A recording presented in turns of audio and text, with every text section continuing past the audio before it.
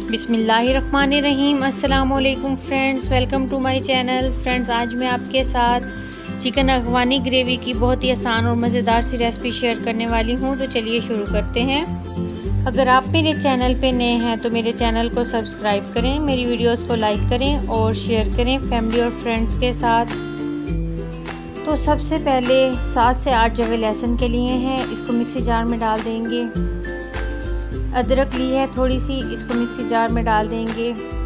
3 हरी मिर्चें ली थी, इनको काट लिया, इसको भी मिक्सी जार में डालेंगे। लार्ज साइज़ का प्याज लिया है, इसको भी डाल देंगे मिक्सी जार में।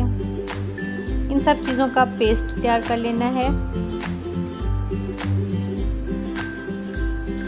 तो इन सब चीज़ों का पेस्ट तैयार हो गया। अब इसमें हरा धनिया डालेंगे और थोड़ी देर के लिए मिक्सी जार चलाकर इसका भी पेस्ट बना लेंगे।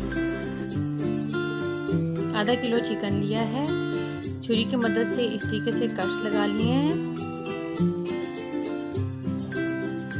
अब इसमें आधा चम्मच नमक डालेंगे, आधा चम्मच काली मिर्च पाउडर, 1 बड़ा चम्मच लेमन जूस,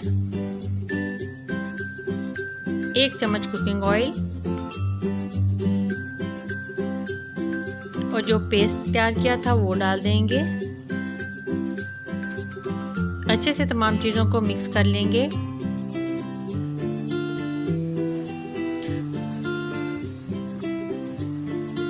अब इसमें फेंटा हुआ 1 कटोरी दही डाल देंगे, इसके साथ भी अच्छे से मिक्स कर लेंगे और 15 मिनट के लिए इसको मैरिनेट होने के लिए रख देंगे।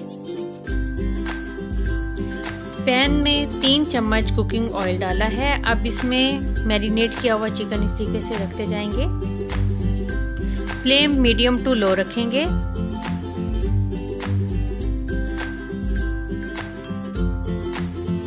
पाँच मिनट के लिए एक साइड से चिकन को पकने देना है, फिर इसकी साइडें चेंज करनी है। दोनों साइडों से हल्का सा गोल्डन कलर करना है चिकन का। तो देखिए कितना ज़बरदस्त सा गोल्डन कलर आ गया है। इसी तरीके से दोनों साइडों से गोल्डन कलर कर लेना है।